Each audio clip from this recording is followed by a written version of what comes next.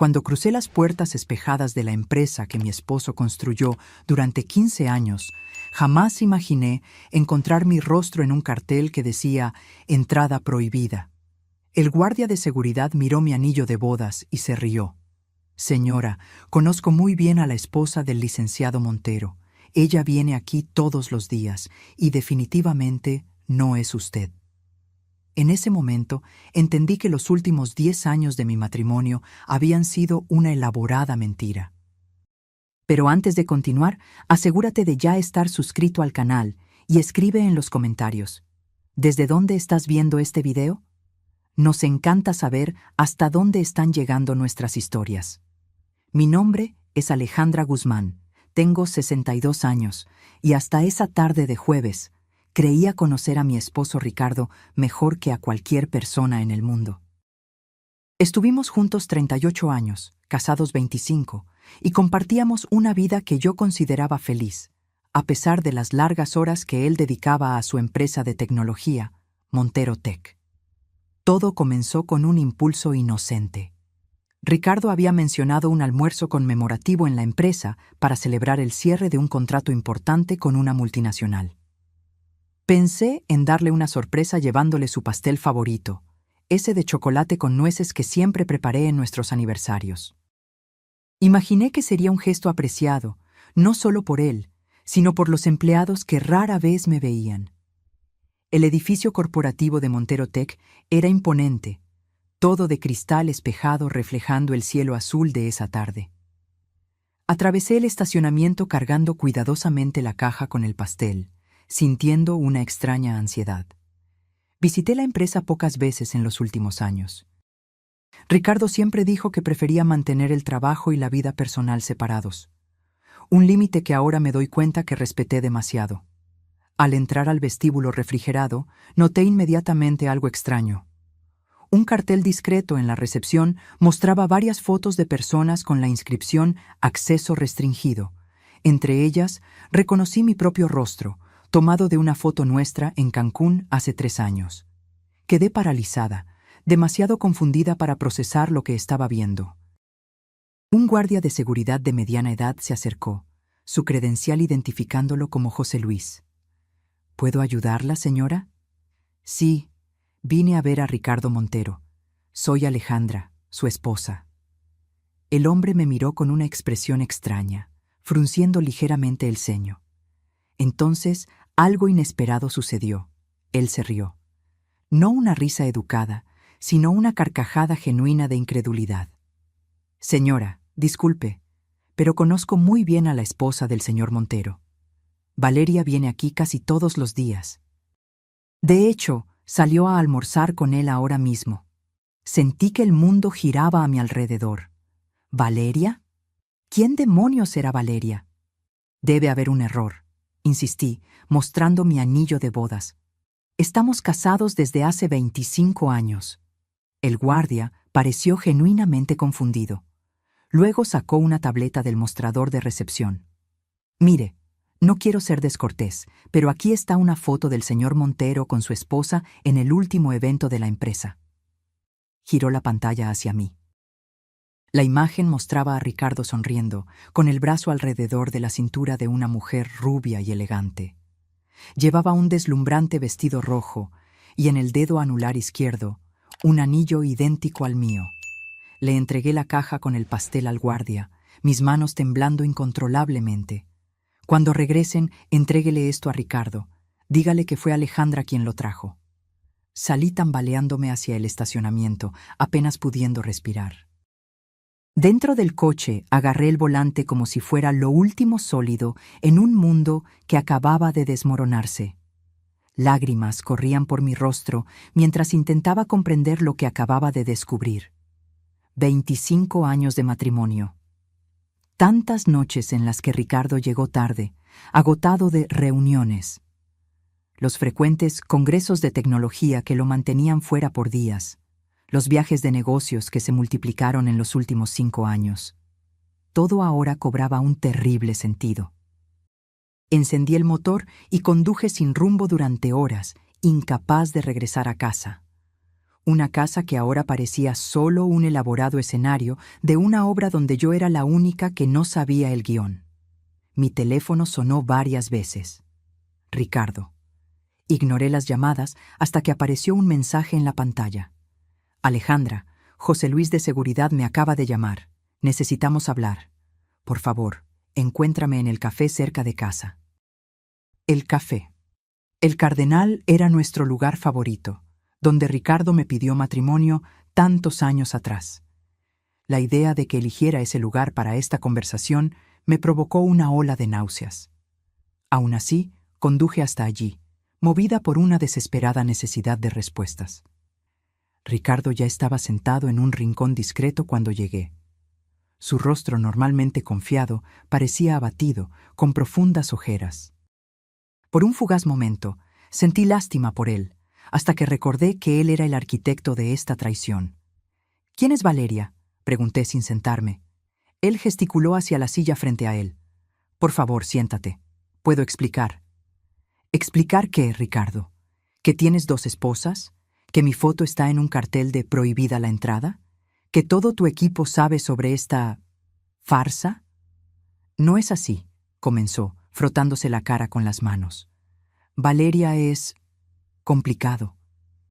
«¿Cuánto tiempo?» Mi voz era apenas un susurro. 5 años. 5 años. La mitad de nuestro matrimonio. Tienes una vida entera que yo no conozco. No era una pregunta. Ricardo asintió lentamente. Empecé a trabajar con Valeria cuando nos expandimos a consultoría. Ella era brillante, entendía el negocio. Una cosa llevó a la otra.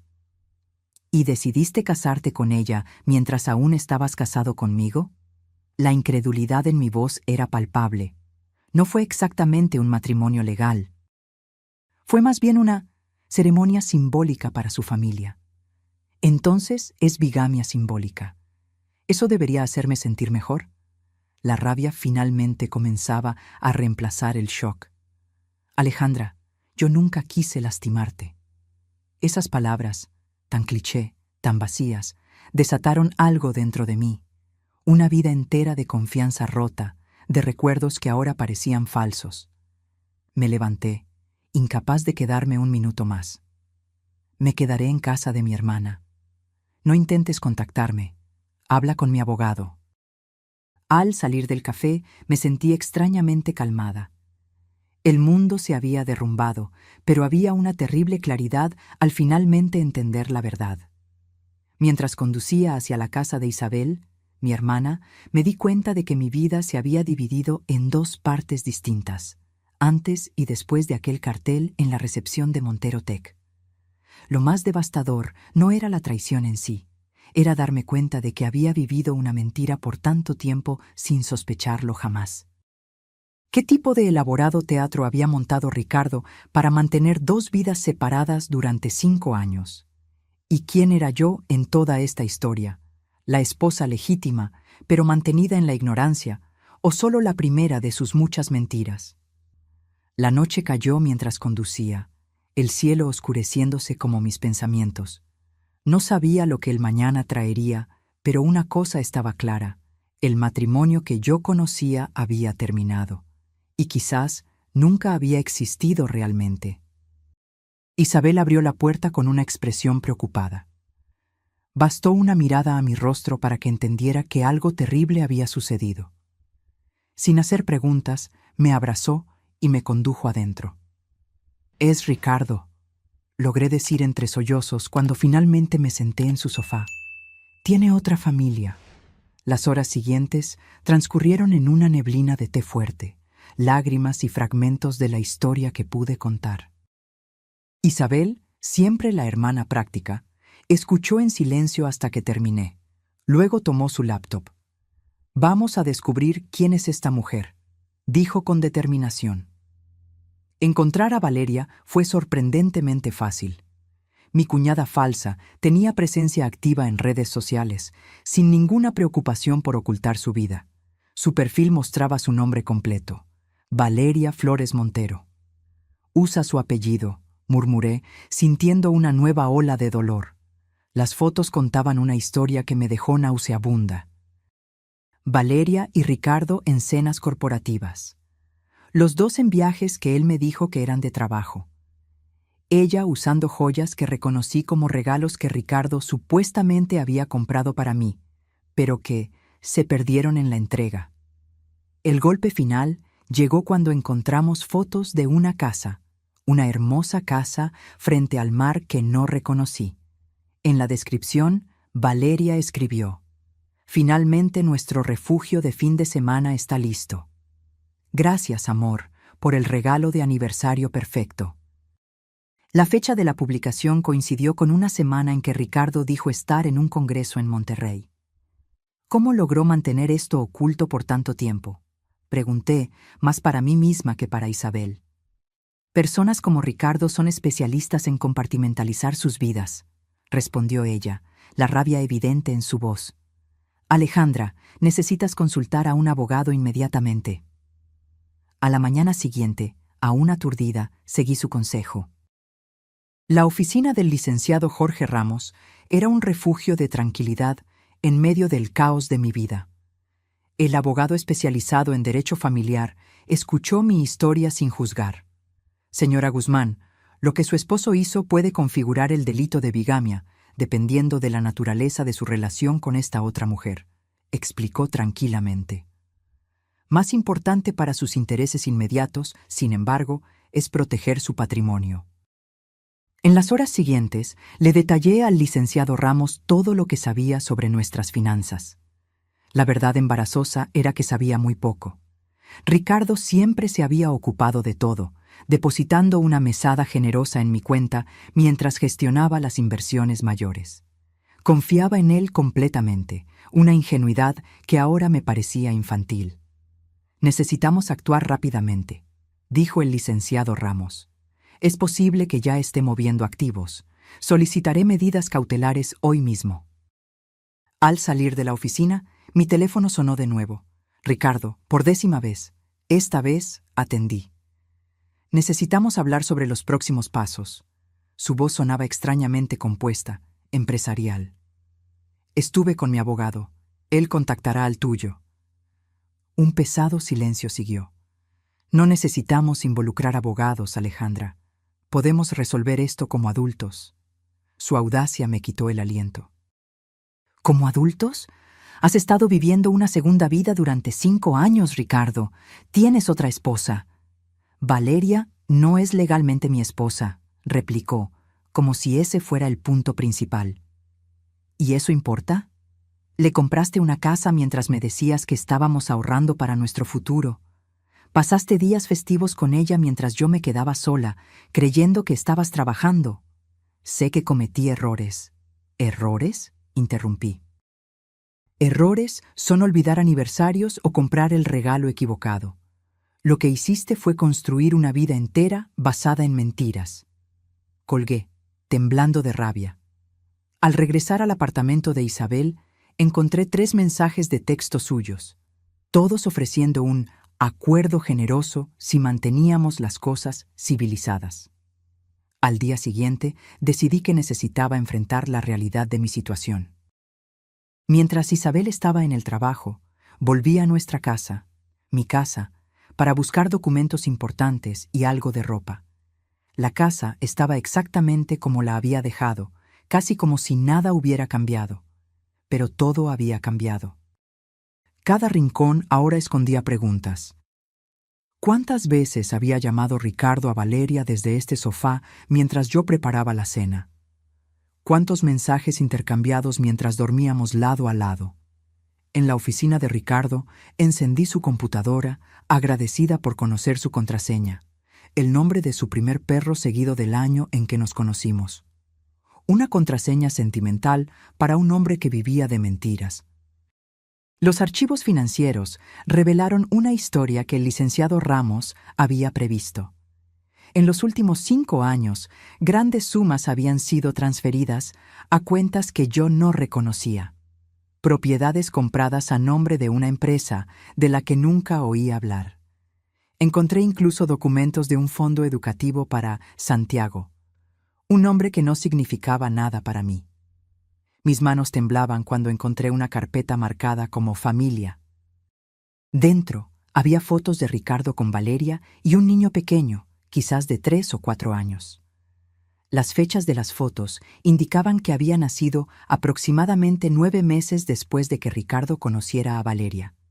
Quedé paralizada, mirando a ese niño pequeño que tenía los mismos ojos castaños de su padre. Ricardo tenía un hijo que mantuvo oculto de mí durante años. Mientras tanto, yo había pasado por 2 tratamientos de fertilización sin éxito, con Ricardo siempre consolándome, diciendo que nuestro momento llegaría. El descubrimiento de ese niño, Santiago, fue el golpe más doloroso.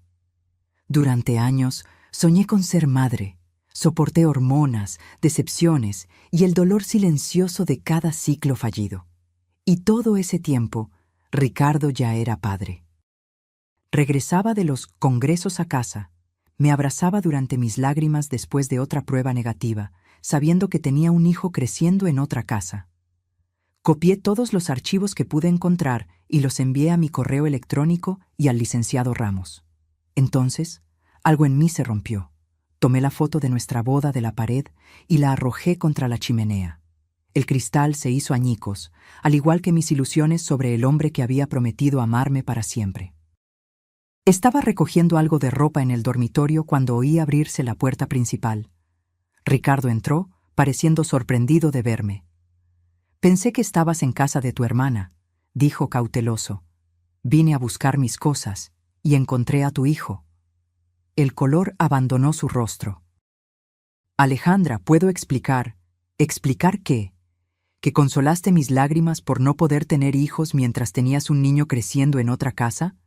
¿Que cada tratamiento de fertilización que hicimos fue una mentira?» «No fue así», protestó débilmente. «¿Cómo fue, entonces? Dime, Ricardo, en las noches en que me abrazabas después de otro tratamiento fallido, ¿pensabas en él? ¿En tu hijo verdadero?» Ricardo se recostó contra la pared, como si necesitara apoyo físico. «Santiago no fue planeado. Sucedió justo al inicio con Valeria.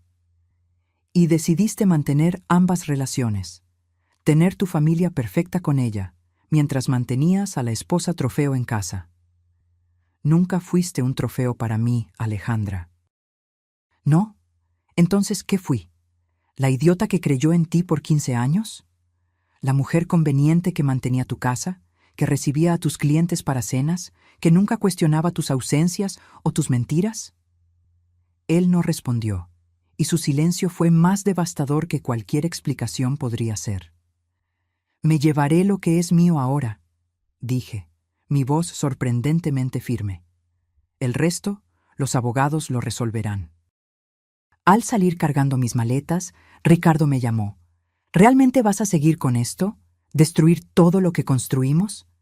Me detuve en la puerta, mirándolo por última vez.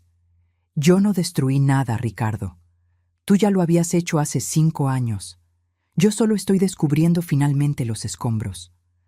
Al cerrar la puerta de esa casa, de mi vida anterior, sentí una extraña mezcla de devastación y liberación. La mujer que entró en esa empresa hace 2 días ya no existía. En su lugar, estaba alguien que acababa de descubrir que toda su vida adulta había sido construida sobre arenas movedizas, pero que, de alguna forma, todavía estaba de pie. Los días siguientes transcurrieron en una montaña rusa de emociones. Rabia y tristeza se alternaban con períodos de adormecimiento emocional donde apenas podía levantarme de la cama.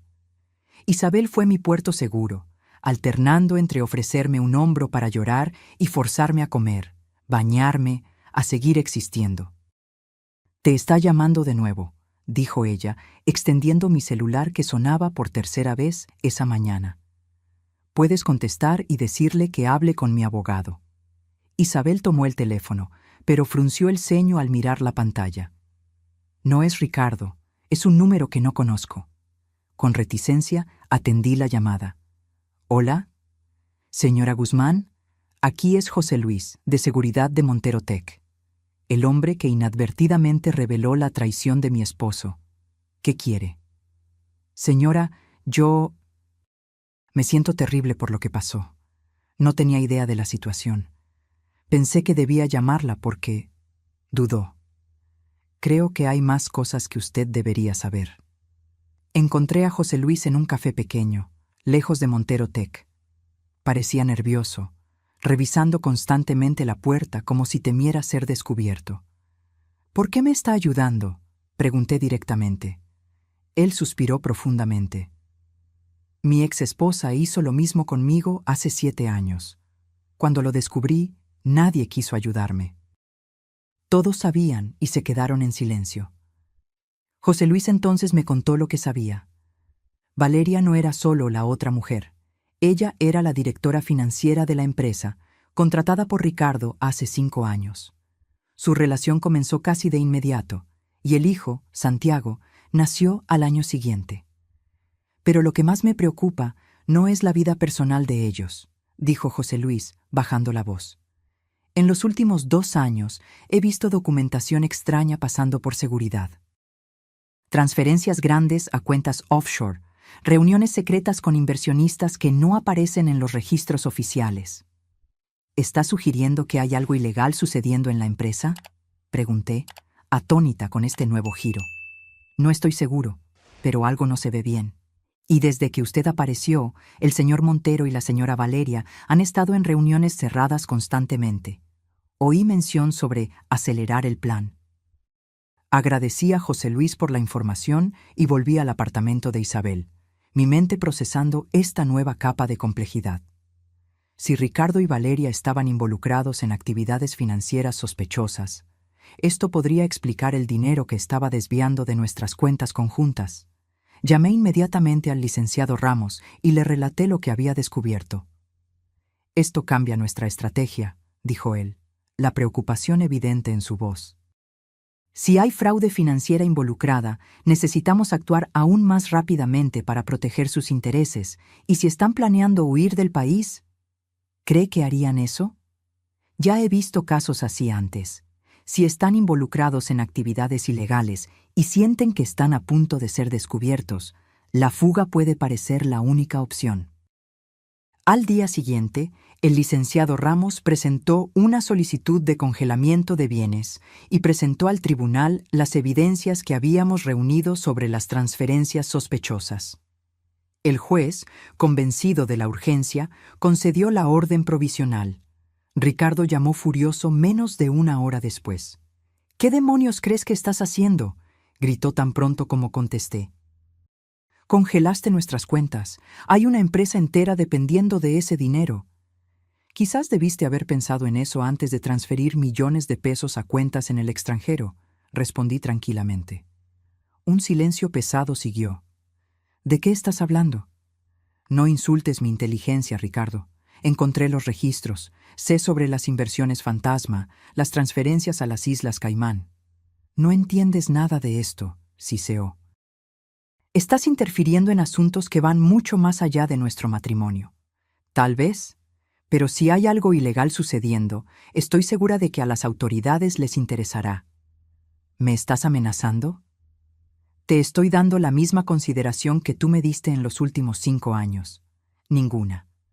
Colgué e inmediatamente bloqueé su número. Si quería comunicarse conmigo, tendría que ser a través del licenciado Ramos. Esa noche recibí una visita inesperada. El timbre del apartamento de Isabel sonó cerca de las 9. Cuando abrí, encontré a una mujer elegante en un tailleur impecable. Valeria. «¿Podemos hablar?», preguntó, su voz sorprendentemente suave. Mi primer instinto fue cerrarle la puerta en la cara, pero algo en su expresión me hizo dudar. No había triunfo allí, solo una exhaustividad que reconocí, la misma que vi en mi propio espejo. La dejé entrar, agradecida de que Isabel hubiera salido a cenar con su novio. «¿Por qué estás aquí?», pregunté, sin ofrecer asiento ni café. Valeria permaneció de pie, luciendo incómoda. «Vine porque creo que hay cosas que necesitas saber sobre Ricardo, cosas que quizás yo noté demasiado tarde». «¿Cómo el hecho de que estaba casado cuando empezó a relacionarse contigo?». Ella hizo una mueca. «Me dijo que ustedes estaban separados, que permanecían casados solo en papel, por cuestiones financieras. La mentira era tan predecible que casi me reí. Claro que dijo eso. Solo descubrí la verdad hace un año, continuó. Encontré fotos de ustedes juntos en un viaje reciente. Cuando confronté a Ricardo, admitió que todavía vivía contigo, pero dijo que solo estaba esperando el momento adecuado para pedir el divorcio. ¿Y le creíste? ¿Incluso después de descubrir que había mentido sobre nuestro matrimonio? Valeria miró al suelo. Tenemos un hijo juntos, y había otros factores complicados. Los esquemas financieros, quieres decir. Su cabeza se levantó bruscamente. Entonces lo sabes. Sé lo suficiente para entender que algo ilegal está sucediendo en la empresa. Valeria caminó hasta la ventana, observando la noche por un momento antes de volverse hacia mí. Ricardo ha estado desviando fondos de la empresa durante casi 3 años. Al principio eran pequeñas cantidades para inversiones secundarias. Luego se convirtieron en transferencias mayores a cuentas en el extranjero. ¿Y tú, como directora financiera, lo permitiste? Yo ayudé a ocultar las pistas, admitió. Pero en los últimos meses las cosas se salieron de control. Ricardo comenzó a hacer negocios con gente peligrosa. Cuando intenté cuestionarlo, se puso furioso. Se subió la manga del blazer, revelando contusiones amarillentas en la muñeca. Esto fue hace 2 semanas. Fue cuando me di cuenta de que necesitaba proteger a mi hijo. Miré los hematomas, un nuevo horror sumándose a todo lo que ya había descubierto. Ricardo, violento, esa era una faceta de él que nunca había visto. ¿Qué quieres de mí?, pregunté. Estoy planeando cooperar con las autoridades, dijo Valeria, su rostro una máscara de determinación. Tengo pruebas suficientes para incriminar a Ricardo por fraude corporativa, evasión fiscal y lavado de dinero. Pero necesito garantías de inmunidad para mí y seguridad para mi hijo. ¿Y dónde entro yo en esto? Tu abogado presentó una solicitud de congelamiento de cuentas. Eso aceleró todo. Ricardo está desesperado, planeando huir del país mañana. Tiene pasaportes falsos para nosotros 3. Sentí la sangre congelarse en mis venas. ¿Simplemente iba a desaparecer, con todo el dinero? Ese siempre fue su plan final, dijo Valeria amargamente.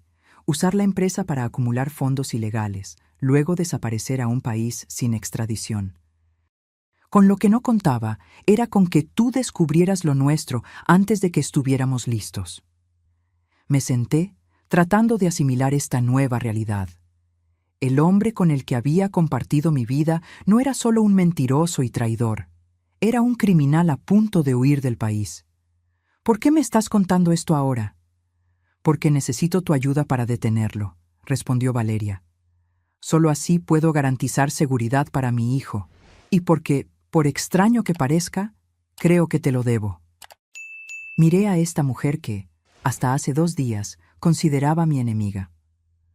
Ahora me doy cuenta de que quizás ambas éramos víctimas del mismo hombre manipulador, aunque de diferentes maneras.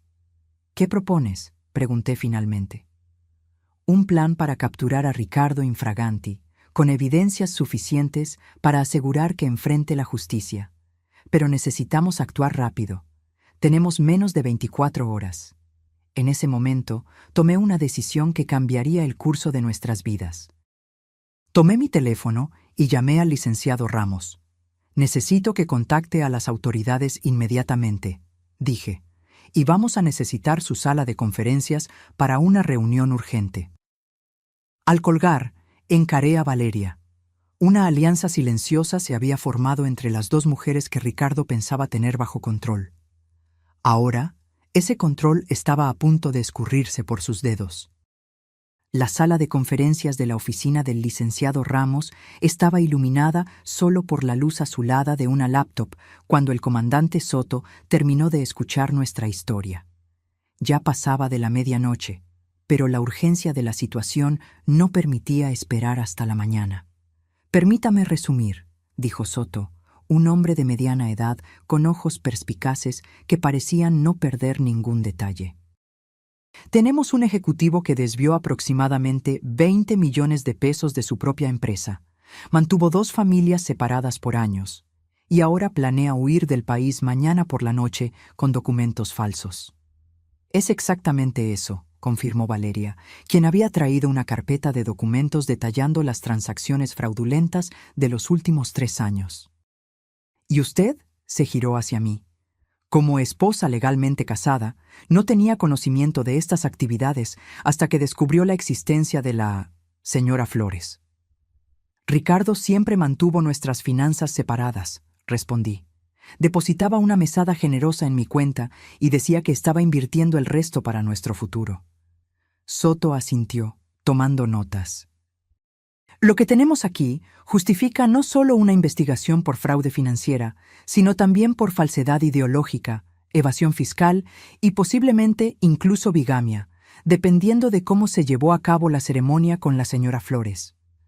No fue un matrimonio legal, aclaró Valeria. Fue solo una ceremonia simbólica para mi familia. Pero Ricardo firmó documentos de la Escuela de Santiago como si estuviera casado conmigo. Eso es falsedad ideológica, confirmó el licenciado Ramos. Lo que nos interesa ahora es cómo proceder para asegurar que el señor Montero no escape de la justicia. El vuelo está programado para mañana a las 23:45, dijo Valeria. Un jet privado a Dubái, luego conexión a un destino que no me reveló. Necesitamos atraparlo con las pruebas, dijo Soto. No solo los documentos que usted trajo, sino también los pasaportes falsos e, idealmente, sorprenderlo intentando salir del país. Un plan comenzó a formarse. Valeria regresaría a casa como si nada hubiera pasado. Ella aceptó usar un dispositivo de grabación para documentar cualquier confesión que Ricardo pudiera hacer sobre sus planes de fuga y actividades financieras ilícitas. Necesitamos que lo mantenga hablando sobre los detalles del viaje, instruyó Soto. Pregunte sobre los pasaportes, sobre las cuentas en el extranjero, sobre cómo pretende acceder al dinero una vez que estén fuera del país. Valeria asintió, su rostro pálido pero determinado. ¿Y qué hay de Santiago? No quiero que esté presente cuando hagan el arresto. Podemos arreglar para que esté en un lugar seguro, garantizó Soto. ¿Quizás con algún familiar de confianza? Mi madre puede recogerlo en la escuela mañana, dijo Valeria. Ricardo no sospechará eso.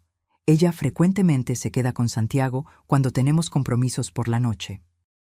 Mientras se acordaban los detalles del plan, permanecí en silencio, observando esta extraña alianza entre la policía, mi abogado y la mujer que hace 2 días ni siquiera sabía que existía. La ironía de la situación no se me escapó. Valeria y yo, ambas engañadas de diferentes maneras por el mismo hombre, ahora unidas para detenerlo. Cuando la reunión terminó, ya eran casi las 2 de la mañana. Valeria se levantó para irse, pero dudó en la puerta. Alejandra, dijo, mi nombre sonando extraño en sus labios. Por más bizarro que parezca, gracias. Podrías haberme tratado como enemiga, pero elegiste escuchar. No somos enemigas, respondí cansada. Somos solo 2 mujeres que cometieron el error de amar al mismo hombre mentiroso.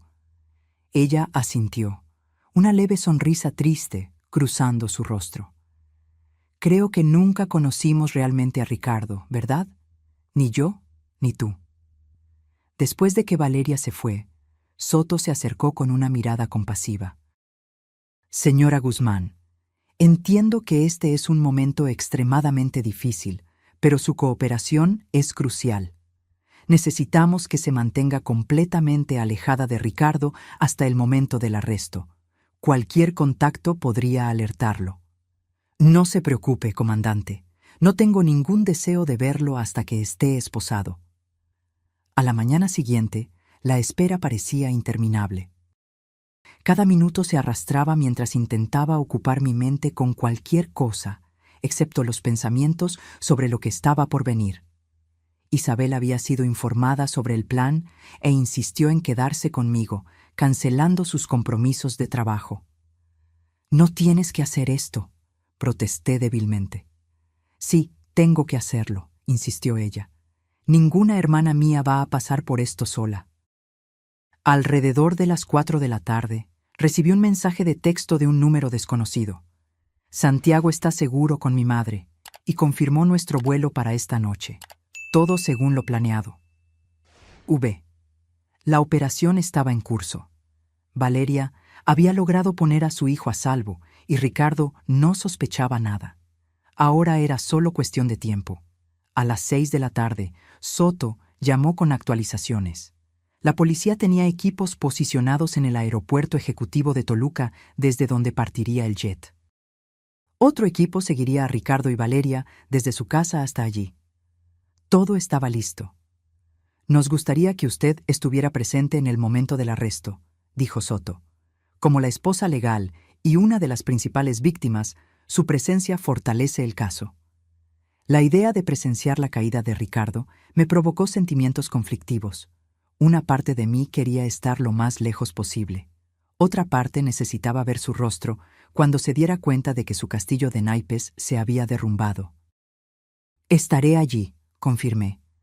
A las 22:30, un coche de policía camuflado me recogió en el apartamento de Isabel. El comandante Soto estaba al volante, con otro policía en el asiento del pasajero. Tenemos confirmación de que están saliendo de casa, informó Soto mientras conducía. 2 agentes reportan que Ricardo está cargando 3 maletas grandes en el coche, además de un maletín que probablemente contiene los documentos y pasaportes. Llegamos al pequeño aeropuerto privado en las afueras de la ciudad por una entrada secundaria. La noche estaba clara, estrellas salpicando el cielo oscuro, en un contraste surreal con el drama humano que estaba a punto de desarrollarse. Soto me posicionó en una sala de observación con vista a la pista. Cuando lleguen, déjenos hacer la aproximación inicial. Después de que la situación esté bajo control, la llamaremos, señora. Asentí en silencio, mi corazón martilleando tan fuerte que parecía que todos podían oírlo. Alrededor de las 23:15, las luces delanteras de un coche aparecieron en la entrada del aeropuerto. La camioneta negra de Ricardo avanzó lentamente hacia el hangar donde un elegante jet esperaba, sus luces de navegación ya encendidas. Observé a través del cristal cómo Ricardo salía del coche, mirando su reloj con impaciencia. Estaba vestido formalmente, como si fuera a una reunión de negocios y no huyendo como un criminal. Valeria salió del lado del pasajero, su lenguaje corporal tenso mientras miraba nerviosamente a su alrededor. Un asistente de tierra se acercó para ayudar con las maletas, pero antes de que pudiera alcanzarlas, varias patrullas de policía surgieron de diferentes direcciones, rodeando el vehículo. Soto y su equipo salieron rápidamente, armas en mano. Ricardo Montero. La voz de Soto se amplificó a través de un megáfono. Está detenido bajo sospecha de fraude financiera, falsedad ideológica e intento de fuga del país.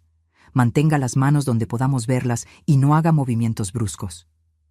Incluso a la distancia, pude ver la transformación en el rostro de Ricardo, del shock al pánico, luego a la comprensión cuando su mirada se fijó en Valeria. La traición estaba clara en sus ojos, pero había algo casi cómico en la indignación de un hombre que había traicionado a todos a su alrededor durante años, ahora furioso por haber sido engañado. Soto condujo a Valeria lejos, mientras otros policías esposaban a Ricardo y comenzaban a revisar las maletas. Cuando la situación estuvo bajo control, Soto vino a buscarme. «Está pidiendo hablar con usted», dijo el comandante.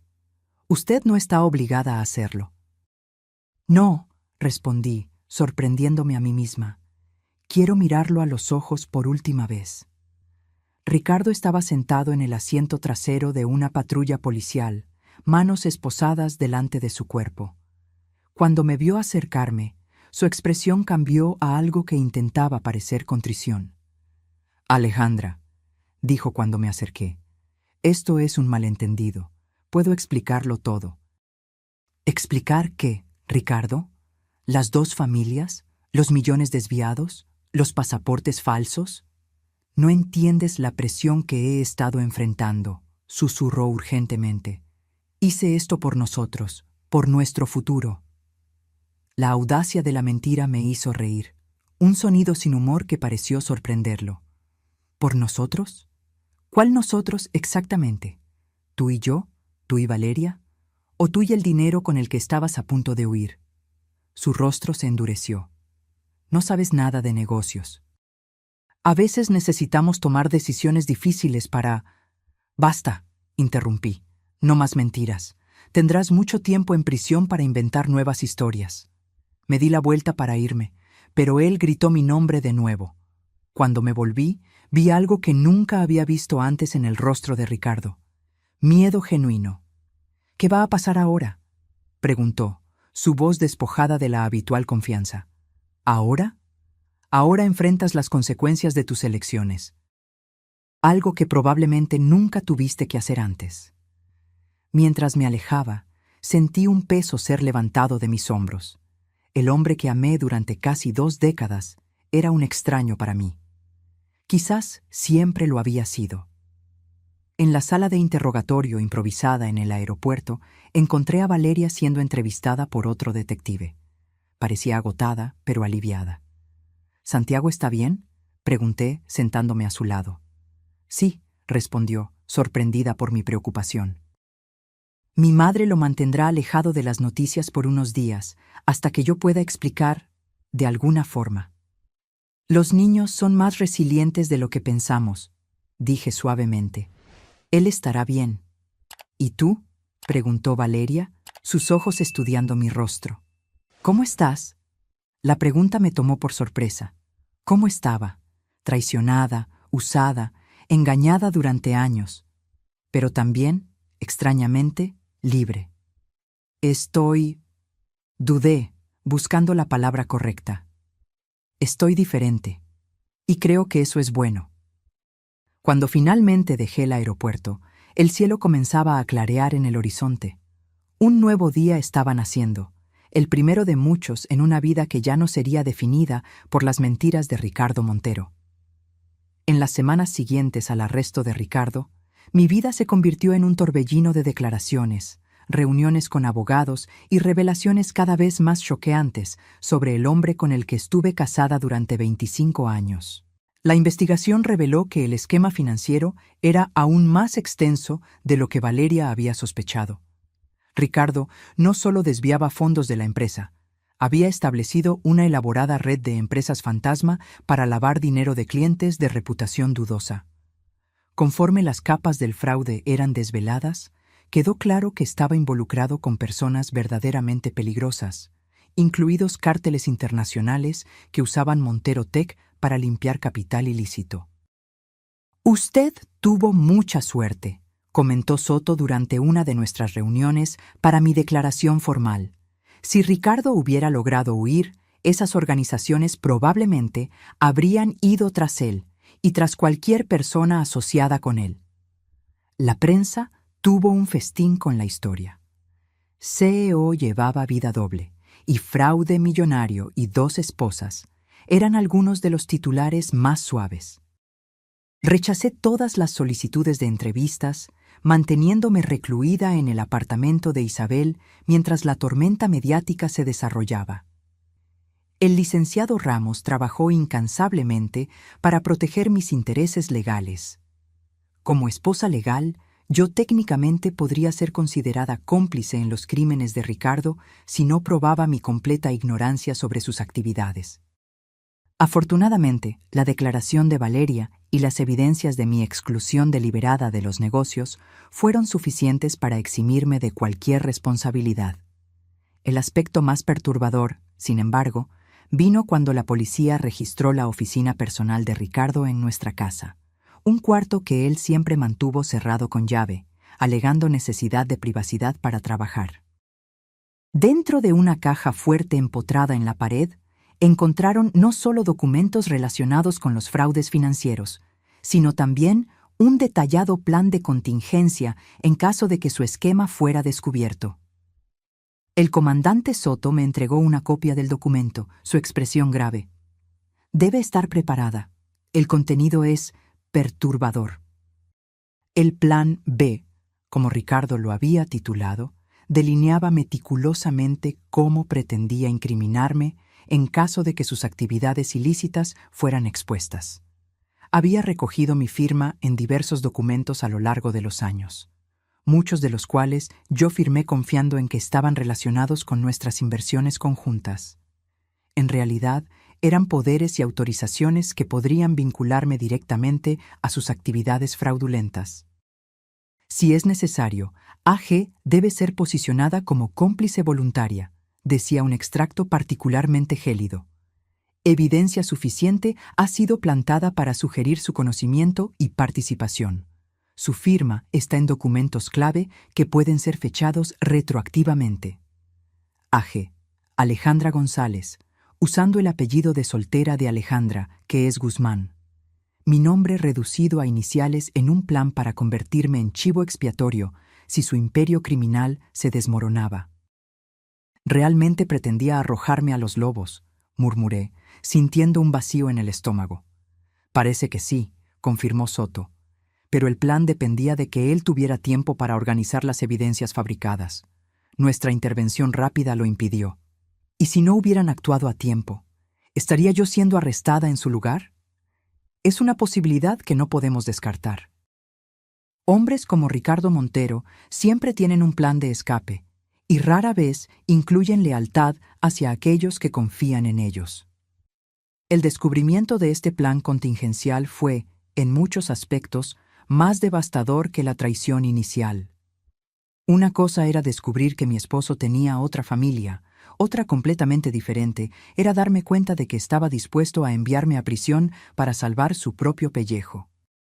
En una tarde particularmente difícil, después de otra exhaustiva reunión con los investigadores, recibí una llamada inesperada. Alejandra, soy Valeria. Estoy en la cafetería cerca de tu oficina de abogados. ¿Podemos hablar?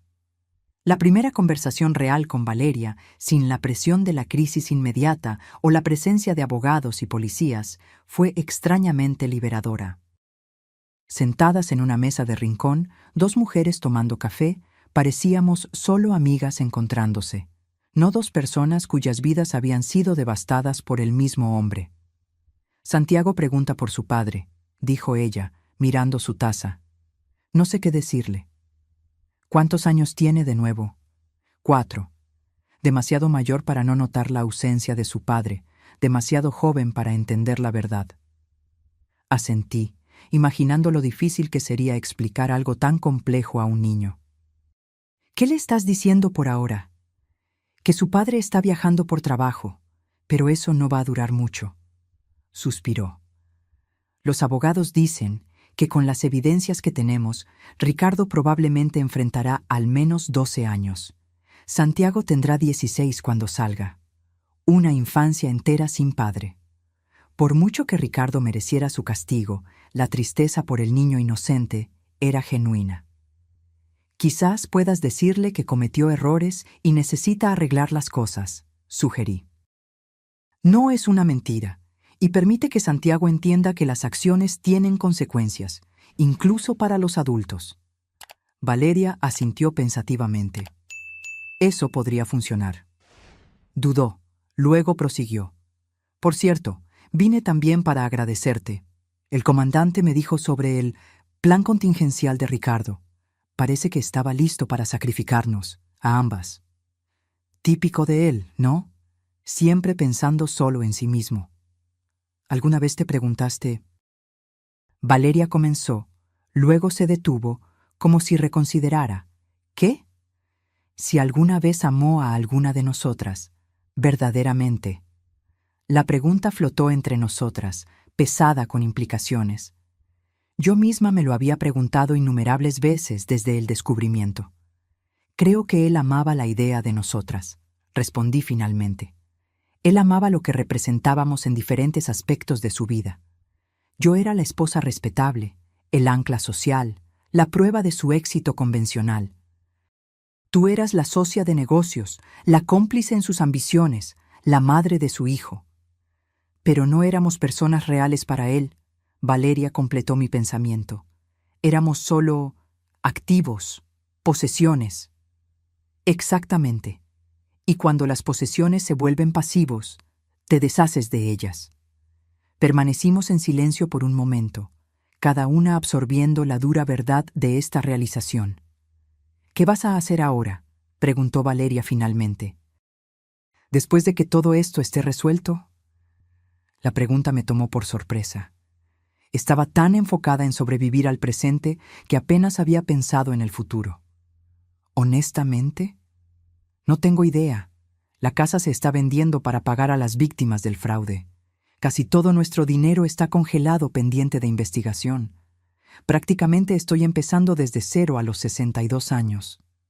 Yo también, dijo Valeria con una sonrisa irónica.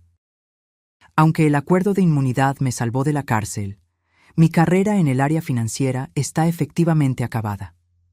¿Quién contrataría a una exdirectora financiera implicada en un fraude multimillonario, aunque sea como informante? Al menos tienes a Santiago, observé, un asomo de envidia sorprendiéndome. Él da un propósito para empezar de nuevo. Valeria estudió mi rostro. ¿Siempre quisiste hijos? Sí, admití. Hicimos tratamientos de fertilización que no funcionaron. Ahora entiendo por qué Ricardo no parecía tan devastado como yo con los fallos. Él ya tenía un hijo. Él nunca demostró interés en tener más hijos conmigo, dijo Valeria. Siempre que mencionaba darle un hermano o hermana a Santiago, cambiaba de tema. Típico, un hijo para exhibir era suficiente. Más niños significarían más complicaciones para su doble vida. Terminamos nuestro café con una extraña sensación de camaradería. Dos mujeres que deberían ser enemigas, encontrando consuelo en la comprensión compartida de cómo habían sido engañadas por el mismo hombre. Al despedirnos, Valeria dudó. Alejandra, sé que esto puede sonar extraño, pero ¿sería tan terrible si mantuviéramos contacto? Hay algo reconfortante en hablar con alguien que realmente entiende. La sugerencia debería haber parecido absurda. ¿Hacerme amiga de la otra mujer? Pero nada en mi vida seguía ya las reglas convencionales. Creo que me gustaría eso, respondí, sorprendiéndome a mí misma con la sinceridad de la respuesta. De camino de vuelta al apartamento de Isabel, reflexioné sobre cómo la vida puede cambiar tan drásticamente en tan poco tiempo. Hace 3 semanas, yo era Alejandra Montero, esposa dedicada de un CEO exitoso, viviendo en una hermosa casa y creyendo tener un matrimonio sólido. Ahora era Alejandra Guzmán de nuevo. Había decidido volver a mi apellido de soltera, prácticamente sin hogar, con un futuro financiero incierto y el matrimonio expuesto como una elaborada farsa. Aún así, había algo liberador en enfrentar la verdad, por dolorosa que fuera.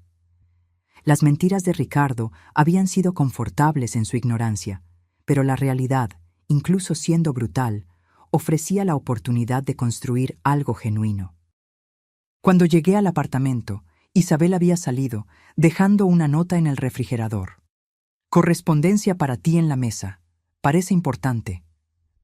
El sobre era de la oficina del licenciado Ramos. Dentro, un documento oficial me informaba que el tribunal había autorizado una mesada temporal de las cuentas congeladas de Ricardo para mi subsistencia básica mientras el caso se desarrollaba. Una pequeña victoria en medio del caos. Pero fue el segundo documento el que realmente capturó mi atención.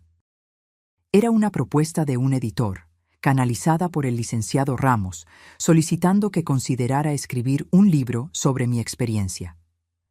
Su historia tiene todos los elementos de un relato poderoso sobre traición, resiliencia y reconstrucción, decía la carta.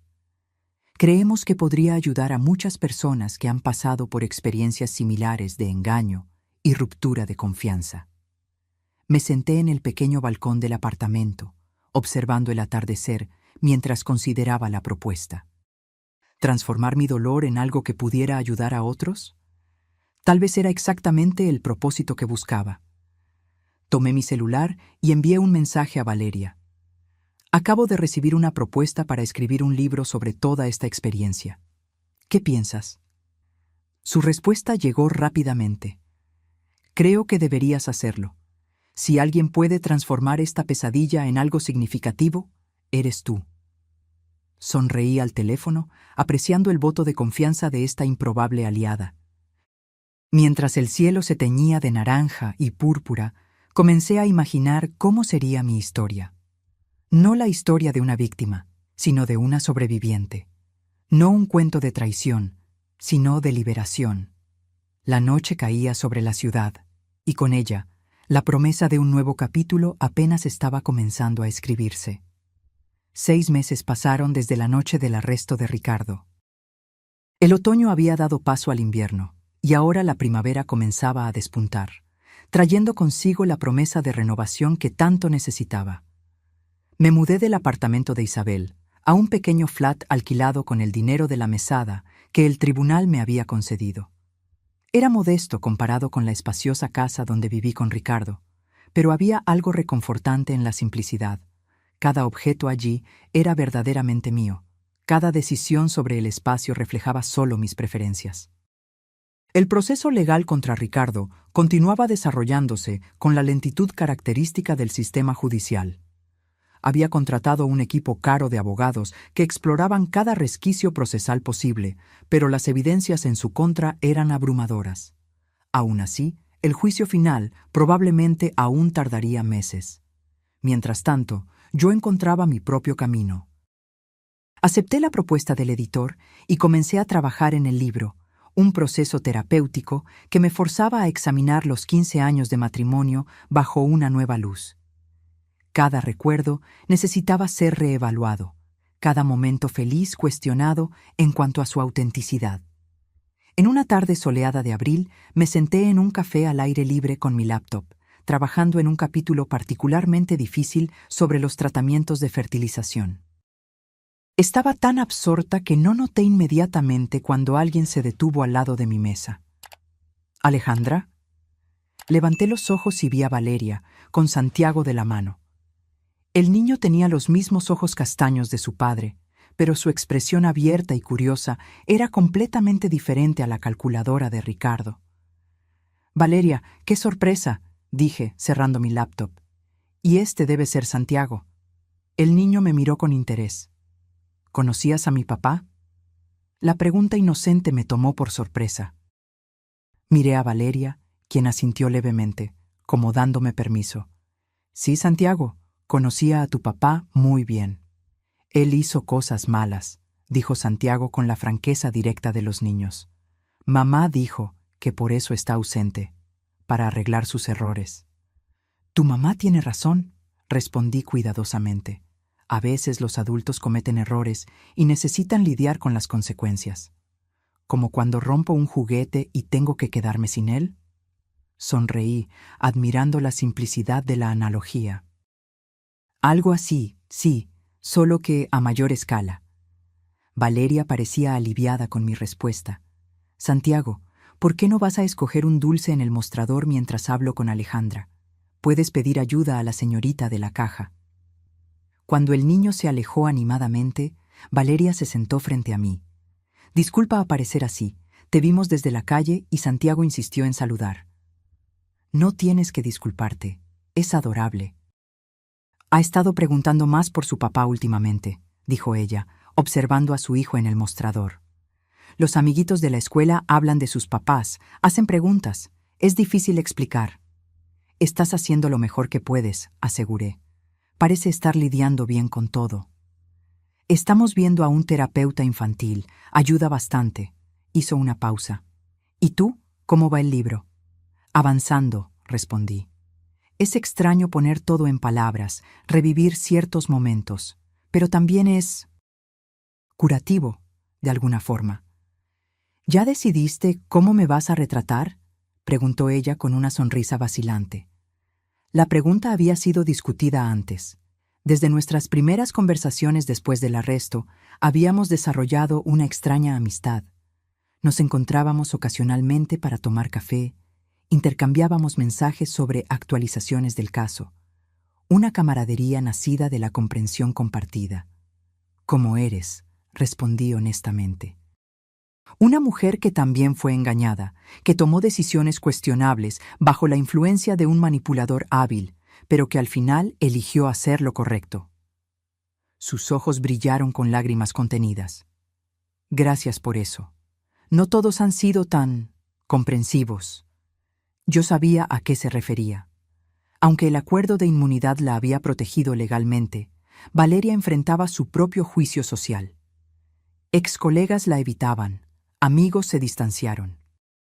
La sociedad frecuentemente tenía más facilidad para perdonar a un hombre por sus crímenes que a una mujer por su asociación con él. Santiago regresó con una enorme galleta de chocolate, interrumpiendo el momento de vulnerabilidad. «Mamá, ¿puedo mostrarle mi dibujo nuevo a Alejandra?» «Claro, cariño». Abrió cuidadosamente su pequeña mochila colorida y sacó un dibujo hecho con crayones. «Es nuestra familia», explicó con orgullo. El dibujo mostraba 3 figuras: una mujer más grande con cabello amarillo, Valeria, un niño de azul, él mismo, y una figura más pequeña al lado que parecía ser una niña. «¿Quién es esta?», pregunté, señalando a la tercera figura. «Mi hermanita», respondió como si fuera obvio. «Todavía está en la panza de mamá, pero va a nacer pronto». Miré a Valeria, la sorpresa estampada en mi rostro. Ella se sonrojó ligeramente. «Iba a contártelo hoy, de hecho», dijo en voz baja. «Tengo 4 meses de embarazo». «Valeria, eso es... ¡Wow! Me alegro por ti». Y sorprendentemente estaba siendo sincera. «Es de Julio», aclaró rápidamente. «Aquel profesor de música que mencioné, llevamos casi 3 meses juntos. Toca la guitarra y me enseña canciones geniales», añadió Santiago entusiastamente. Observé a los dos, este pequeño núcleo familiar en formación, y sentí una mezcla de emociones. Un atisbo de envidia, sí, pero principalmente una genuina alegría porque Valeria estuviera reconstruyendo su vida. «Te mereces ser feliz», dije, extendiendo y apretando su mano brevemente. Después de que se fueron, volví a mi laptop con una nueva perspectiva. Mientras escribía sobre mi viaje, me di cuenta de que estaba enfocándome demasiado en el pasado, en la traición y el dolor. Pero la verdadera historia, la que realmente importaba, era sobre el futuro, sobre reconstrucción y descubrimiento. Esa noche, recibí una llamada del licenciado Ramos. «Tengo noticias importantes», dijo sin preámbulos. El juez emitió una decisión preliminar sobre sus derechos a los bienes no directamente vinculados a las actividades fraudulentas de Ricardo. Y la justicia reconoció que usted fue víctima, no cómplice. Eso significa que tendrá derecho a una porción significativa de los bienes legítimos que queden después de las restituciones a las víctimas del fraude. «¿Cuánto?», pregunté, tratando de no alimentar esperanzas. «Suficiente para un nuevo comienzo cómodo. No será rica, Alejandra, pero tendrá estabilidad financiera». Después de colgar, me quedé sentada en el pequeño balcón de mi apartamento, observando las luces de la ciudad. Estabilidad financiera. La frase resonaba en mi mente como una promesa. No se trataba de recuperar la vida lujosa que tenía con Ricardo. Ya ni siquiera deseaba eso. Se trataba de tener los recursos para construir algo nuevo, algo genuinamente mío. A la mañana siguiente, impulsada por una energía renovada, hice algo que había estado posponiendo durante meses. Visité la clínica de fertilidad donde Ricardo y yo habíamos hecho tratamiento. La doctora Sofía Rivas, especialista que nos acompañó durante el proceso, pareció sorprendida de verme. «Alejandra, qué bueno verte. Lamento mucho todo lo que pasaste. Vi las noticias». «Gracias, doctora. De hecho, vine a hacer algunas preguntas sobre nuestros tratamientos anteriores». Ella frunció el ceño, confundida. «Claro. ¿Qué te gustaría saber? ¿Los tratamientos realmente fallaron por cuestiones biológicas o... ¿había algo más?» La médica me miró con expresión intrigada, como si intentara descifrar el verdadero significado de mi pregunta. «¿Qué estás preguntando exactamente, Alejandra?» Respiré profundamente, reuniendo valor para exponer mis sospechas. «Doctora, después de descubrir tantas mentiras, comencé a cuestionar todo. Ricardo tuvo un hijo con otra mujer mientras hacíamos tratamiento aquí. Necesito saber si nuestros tratamientos realmente fallaron naturalmente o si él los saboteó de alguna forma». La doctora Rivas palideció y su mirada vaciló por un momento. Ese breve desvío de ojos me dio la respuesta antes incluso de que hablara. Alejandra, eso es una acusación muy seria. No es una acusación, doctora, es una pregunta, y su reacción ya me dice algo. Ella suspiró profundamente e indicó que me sentara. Después de unos momentos de silencio, pareció tomar una decisión ética difícil. Hace aproximadamente 4 años, Ricardo me buscó en privado. Dijo que estaba preocupado por el estrés que los tratamientos te causaban y quería verificar su propia contribución al proceso. Hizo una pausa. Él solicitó que sus espermatozoides fueran analizados por separado, sin tu conocimiento. ¿Y? Los resultados fueron perfectamente normales. Más que eso, el conteo y la motilidad estaban por encima del promedio. No había ninguna razón biológica de su parte para la dificultad de concepción. ¿Y en los intentos siguientes? La médica dudó visiblemente. Por favor, doctora, necesito saber la verdad. Después de esa consulta privada, Ricardo pasó a solicitar que tomáramos ciertos cuidados especiales. Dijo que ustedes habían conversado y decidido disminuir las posibilidades por unos meses más mientras te recuperabas emocionalmente. El shock me atravesó como una corriente eléctrica. Nunca tuve esa conversación con él. Temí que fuera eso, admitió, pareciendo genuinamente angustiada. Él incluso falsificó tu firma en un formulario de consentimiento. En ese momento no lo cuestioné porque parecía plausible. Muchas parejas piden una pausa sin abandonar completamente el proceso. ¿Qué exactamente les pidió que hicieran? Solicitó que redujéramos la dosis hormonal y alteráramos el timing de la inseminación para momentos menos favorables del ciclo. Ella me miró con ojos pesados de culpa. Alejandra, si yo hubiera sospechado que no estabas consciente de esto... Levanté la mano, interrumpiéndola. No podía respirar bien. Ricardo había saboteado deliberadamente mis posibilidades de ser madre mientras tenía un hijo creciendo en otra casa. Las noches que pasé llorando en sus brazos después de cada resultado negativo, el consuelo que él ofrecía mientras yo cuestionaba mi propia capacidad de engendrar vida, todo era parte de un teatro cruel. ¿Por qué? Susurré, más para mí misma que para la médica. ¿Por qué hacer eso? No puedo responder eso, dijo la doctora Rivas suavemente. Pero como médica que ha visto muchas dinámicas familiares complejas, puedo decir que algunos hombres como tu ex esposo prefieren mantener sus vidas en compartimentos separados. Un hijo en cada relación representaría un puente indeseado entre esos mundos. Me senté en silencio, absorbiendo el impacto de esta nueva traición. Cuando finalmente hablé, mi voz sonaba extrañamente calmada. Doctora, mis exámenes siempre mostraron que yo era perfectamente capaz de concebir, ¿no es así? Sí, tus óvulos eran saludables, tu útero receptivo. No había razón médica para que no quedaras embarazada con el tratamiento adecuado. ¿Y ahora, a los 62 años, aún sería posible? Ella me estudió por un momento, comprendiendo el peso de la pregunta. La fertilidad disminuye con la edad, como sabes. Pero estás en excelente salud, y tus exámenes anteriores eran muy favorables. Con el tratamiento apropiado, definitivamente hay posibilidades. Salí de la clínica con una mezcla de emociones tan intensas que apenas podía identificarlas individualmente. Rabia, tristeza, traición, pero también, sorprendentemente, esperanza. La posibilidad que creía haber perdido para siempre aún existía, aunque más tenue. En los días siguientes, reexaminé mis opciones con una claridad que no tenía en años. La decisión de intentar ser madre sola a los 62 años no era simple, pero el conocimiento de que Ricardo me había negado activamente esa elección fortaleció mi resolución.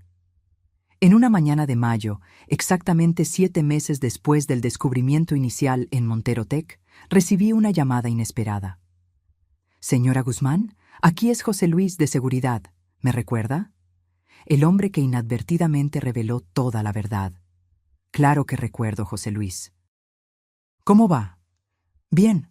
Considerando las circunstancias, la empresa está pasando por una reestructuración completa después de todo lo que pasó. Hizo una pausa. De hecho, estoy llamando porque encontré algo que puede ser de su interés. Explicó que durante la limpieza de un área de almacenamiento raramente usada en el edificio de la empresa, descubrió una caja con mi nombre.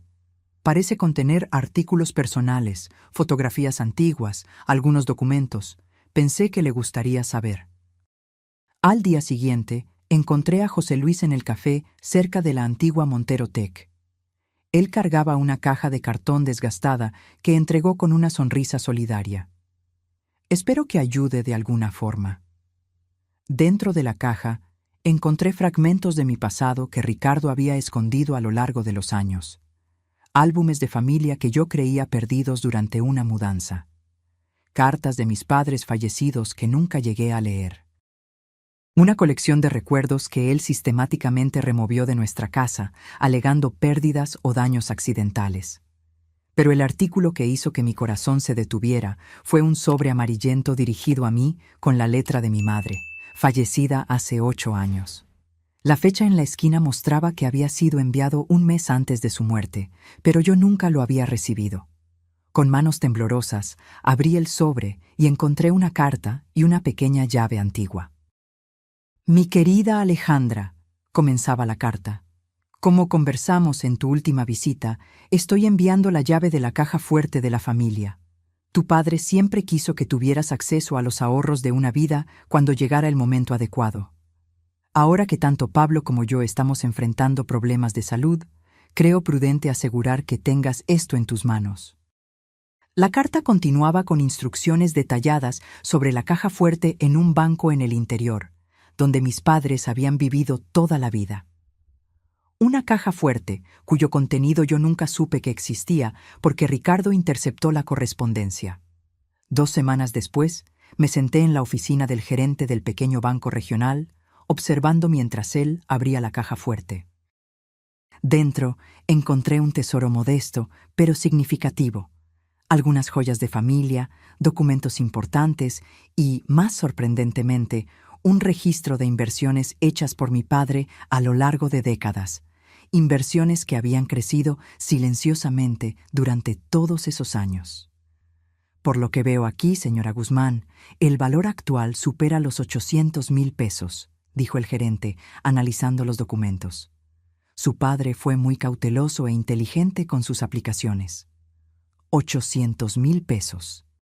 No era una fortuna que cambiaría vidas, pero representaba exactamente lo que yo necesitaba en ese momento: independencia financiera real y los medios para comenzar de nuevo genuinamente. Esa noche, sentada en el balcón de mi pequeño apartamento, tomé varias decisiones importantes.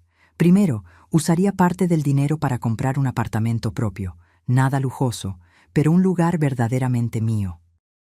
Segundo, invertiría en una pequeña empresa de consultoría de imagen que siempre soñé con abrir, aprovechando mi experiencia como esposa corporativa que organizaba eventos y cenas importantes. Y tercero, más importante, reservaría una cantidad para intentar realizar mi sueño de ser madre. A la mañana siguiente, programé una consulta con la doctora Rivas para discutir mis opciones de fertilización. Por primera vez en casi un año, sentí que controlaba mi propio destino, no como víctima de una elaborada mentira, sino como arquitecta de mi propia reconstrucción. Mientras caminaba por las calles de la ciudad esa tarde, recibí un mensaje de Valeria. Acabo de saber de la decisión judicial sobre los bienes. Feliz de que tendrás lo que mereces. ¿Almuerzo la próxima semana para celebrar? Sonreí al teléfono, apreciando la ironía de encontrar una aliada en la persona que debería, por todas las convenciones sociales, ser mi enemiga. Respondí, sí, pero tengo novedades aún mejores para compartir, y esta vez yo invito. El sol de la tarde bañaba la ciudad en tonos dorados mientras yo continuaba mi camino, cada paso más ligero que el anterior. Ricardo me había robado años de mi vida con sus mentiras, pero el futuro, con todas sus incertidumbres y promesas, ese me pertenecía enteramente a mí. Un año después de la fatídica visita a Montero Tech, Mi vida se había transformado completamente. El apartamento modesto pero acogedor que compré se convirtió en un verdadero hogar. Cada objeto, cada color, cada detalle reflejaba solo mis elecciones, sin compromisos ni concesiones. Mi pequeña empresa de consultoría de imagen corporativa y organización de eventos, Nueva Fase, comenzaba a ganar clientes regulares. Irónicamente, el libro que escribí sobre mi experiencia con Ricardo atrajo más atención de lo que esperaba. Cartel en la puerta, ¿Cómo sobreviví a un matrimonio de mentiras?, se convirtió en un éxito moderado, especialmente entre mujeres que pasaron por traiciones similares, aunque menos dramáticas. Pero el cambio más significativo y aterrador en mi vida estaba creciendo dentro de mí. Con 16 semanas de embarazo, yo finalmente realizaba el sueño que Ricardo había saboteado activamente durante años. ¿Cómo te sientes hoy?, preguntó Carolina, mi terapeuta, durante nuestra sesión semanal. ¿Física o emocionalmente?, respondí con una pequeña sonrisa, acariciando la barriga aún poco visible. Ambos. Físicamente, mejor. Las náuseas finalmente disminuyeron. Emocionalmente. Dudé, buscando las palabras correctas. Es complicado. Estoy extremadamente feliz, pero también tengo momentos de pánico absoluto pensando en criar a una niña sola. Carolina asintió comprensivamente. ¿Qué es lo que más te preocupa de ser madre soltera? ¿Todo? Reí nerviosamente. Desde cuestiones prácticas como equilibrar trabajo y maternidad, hasta preocupaciones más profundas sobre cómo explicar la ausencia del padre cuando ella sea mayor. Yo había optado por fertilización con donante anónimo después de largas consideraciones. La decisión no fue fácil, pero la idea de tener un hombre permanentemente conectado a mi vida a través de un niño, incluso si solo biológicamente, parecía demasiado complicada después de todo lo que viví con Ricardo. Has creado una red de apoyo sólida, observó Carolina. Tu hermana, tus amigos, incluso tu improbable amistad con Valeria. Sonreí al pensar en Valeria, que ahora estaba con 7 meses de embarazo. Nuestra conexión había evolucionado a una amistad genuina, unidas por la experiencia compartida y por el viaje simultáneo hacia la maternidad, aunque en circunstancias muy diferentes. Es verdad, pero todavía tengo pesadillas donde Ricardo aparece exigiendo algún tipo de conexión con mi hija, alegando que, de alguna forma, ella también es responsabilidad suya. ¿Incluso desde la cárcel? Ricardo había sido condenado a 12 años por sus fraudes financieras. El juicio había sido un espectáculo mediático que yo seguía a distancia, negándome a asistir personalmente, excepto cuando mi testimonio fue absolutamente necesario. Es irracional, lo sé. Él no tiene ningún derecho legal sobre mi hija. Pero después de descubrir tantas manipulaciones, es difícil no temer que encuentre alguna manera de interferir en mi vida de nuevo. El miedo tiene sentido considerando tu experiencia, dijo Carolina.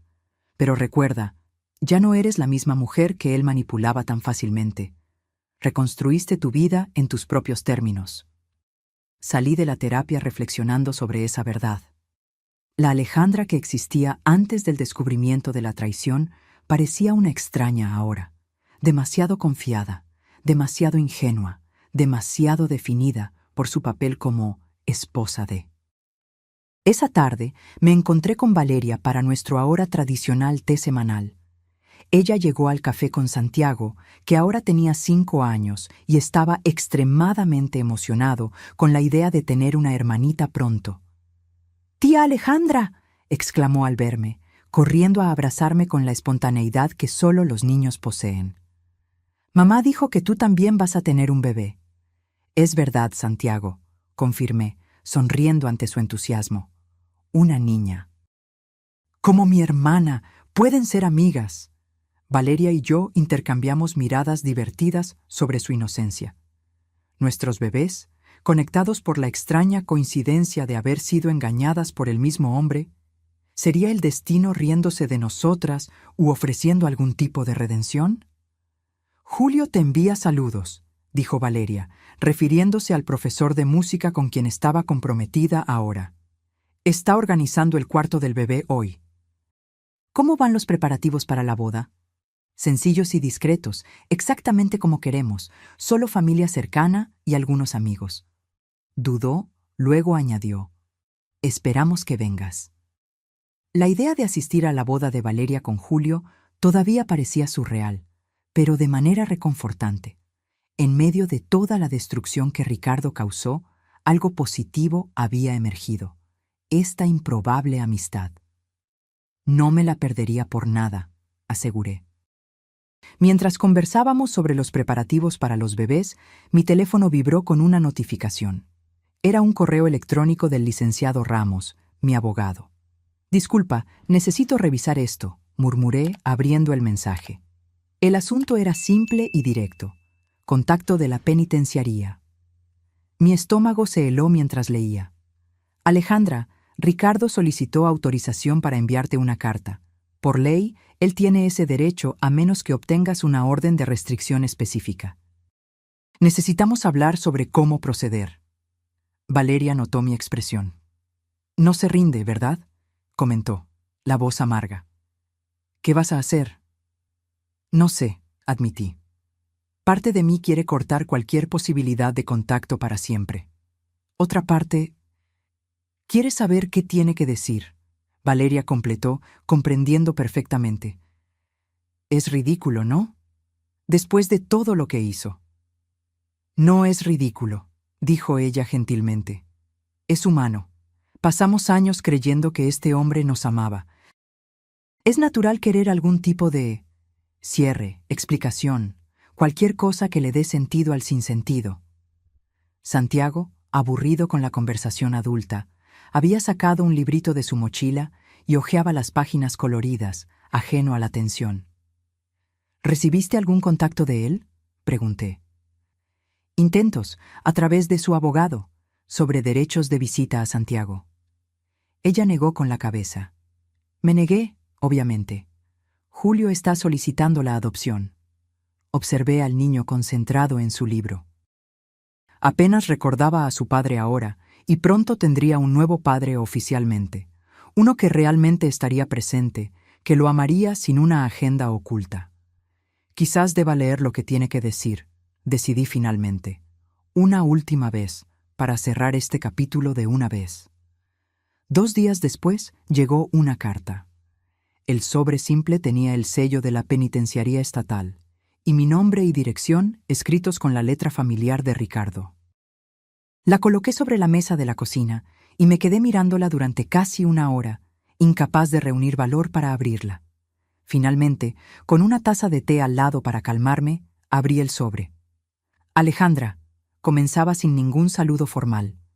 Primero, sé que ninguna disculpa sería suficiente, así que no te insultaré ofreciéndote una. Lo que hice va más allá de la traición conyugal. Manipulé y mentí sobre aspectos fundamentales de tu vida durante años. No hay perdón para eso. Estoy escribiendo porque supe a través de mi abogado que estás embarazada. Felicidades. Sé cuánto siempre quisiste ser madre. También sé, a través del proceso judicial, que descubriste que yo saboteé activamente tus tratamientos de fertilidad. Probablemente te preguntas por qué. La verdad es dolorosamente simple y egoísta. No quería complicaciones. Un hijo contigo significaría un vínculo permanente que dificultaría mi doble vida. Ya era complejo administrar 2 familias separadas. Hijos en ambos lados lo harían casi imposible. En cuanto a Santiago, él no fue planeado. Cuando Valeria quedó embarazada, consideré brevemente terminar esa relación, pero la oportunidad de expandir mis negocios a través de la conexión con su familia era demasiado valiosa para desperdiciarla. Entonces me adapté. Estoy escribiendo no para pedir perdón, sino para que entiendas que nada de lo que sucedió fue culpa tuya. Tú no dejaste de notar señales o debiste haber sabido. Soy excepcionalmente bueno mintiendo. Es un talento que cultivé desde la infancia para sobrevivir a un hogar abusivo. Probablemente nunca más querrás saber de mí, y lo respetaré. Esta es mi última comunicación, a menos que indiques lo contrario. Ricardo. Releí la carta varias veces, buscando ¿Qué? ¿Remordimiento genuino? ¿Algún indicio de que el hombre que amé durante 25 años realmente existió? No encontré nada de eso. Solo la misma frialdad calculadora, ahora disfrazada de honestidad brutal. Ni siquiera preguntó cómo estaba yo. No mostró preocupación por el impacto emocional de sus acciones. Incluso esta supuesta confesión era sobre él. Su habilidad para mentir, sus decisiones estratégicas, sus motivos egoístas. Con una claridad sorprendente, me di cuenta de que finalmente estaba libre. No solo legalmente divorciada o físicamente separada, sino emocionalmente desvinculada de este hombre que nunca realmente conocí. Tomé la carta y caminé hasta la pequeña chimenea decorativa de mi apartamento. Con un fósforo, transformé las palabras de Ricardo en cenizas, observando cómo los bordes del papel se curvaban y oscurecían hasta que nada quedaba más que fragmentos carbonizados. «Este es nuestro cierre», dije en voz alta para el apartamento vacío, una mano reposando protectoramente sobre mi vientre. Él ya no tiene poder sobre nosotras. Esa noche, acostada en la cama, sentí los primeros movimientos suaves del bebé. Solo un ligero temblor, como alas de mariposa. Lágrimas rodaron por mi rostro, pero por primera vez en mucho tiempo, eran lágrimas de pura alegría. «Somos solo nosotras ahora, Regina», susurré a mi hija aún no nacida, el nombre elegido por su significado, sabiduría. Y eso es más que suficiente.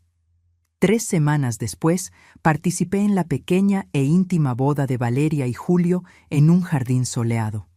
Santiago, orgulloso en su pequeño traje, llevó los anillos. Valeria, radiante en un sencillo vestido color marfil que acomodaba su barriga de 8 meses, parecía finalmente en paz. Durante la recepción, mientras observaba a la pareja bailando lentamente, Isabel se acercó con una copa de jugo. «Aún me sorprende verte aquí», comentó mi hermana. «En la boda de la examante de tu ex esposo». Reí suavemente. La vida es extraña. ¿Quién diría que encontraría una amiga verdadera a través de tanta mentira? «¿Estás bien?», preguntó Isabel, su mirada analizando mi rostro con la preocupación de siempre. «Lo estoy», respondí, y me di cuenta de que era verdad. No solo bien, sino completa. Como si finalmente hubiera encontrado mi camino después de años siguiendo un mapa dibujado por otra persona.